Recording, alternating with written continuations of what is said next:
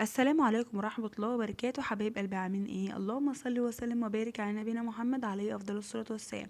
معايا النهارده تحلية شتوية من الدرجة الأولى، حاجة سهلة وبسيطة جدا ومكوناتها موجودة في كل بيت، وإن شاء الله بإذن الله تتفرجي على الفيديو وتقومي تعمليها، وفي أقل من 10 دقايق بتتعمل. هنعمل النهارده الشعرية بلبن. أول حاجة جبنا حتة سمنة كده حلوة على النار، بعد كده نزلنا فيها كوباية من الشعرية لحد ما اتحمرت معايا وباللون الذهبي ده.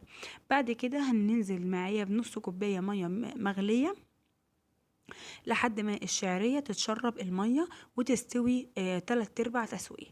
بعد كده معايا 3 كوبايات من اللبن، هنبدأ ننزل على الشعرية اللي معايا. طبعا احنا لازم ايدينا فيها سواء قبل ما نحط المية او بعد ما هنحط المية، عشان هي ما بتاخدش وقت خالص خالص على النار.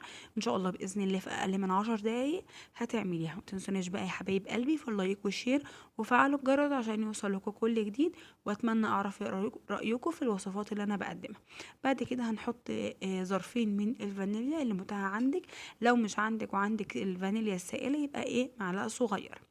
بعد كده نبدأ بقى نظبط السكر بتاعنا. انا حطيت حوالي 3 معالق، هي ما بتحتاجش سكر كتير، على حسب الرغبة. بسم الله ما شاء الله، الكمية اللي انا عملتها دي عملت معايا حوالي 6 اطباق محترمين او 5 اطباق كويسين، وبألف هنا وشفا طبعا على اللي هيعملها. زي ما انتوا شايفين كده ما خدتش وقت خالص خالص يا حبايب قلبي على النار، واستوت بسرعة جدا. بعد كده هنبدأ بقى نقدمها في الكاسات او الاطباق اللي احنا هنقدمها، وهنبدأ نزينها. عندنا بقى، انا كان عندي هنا بس جوز هند بس، فحطيت عليها جوز هند. عندك بقى سوداني ماشي، عندك زبيب ماشي، اللي موجود ممكن. لو ما عندكيش حاجة خالص مش مشكلة، ما فيش اي مشكلة، وتتقدم وبألف هنا وشفا. سهلة وسريعة وبسيطة جدا، ومكوناتها موجودة في كل بيت، وبألف هنا وشفا على قلبكم.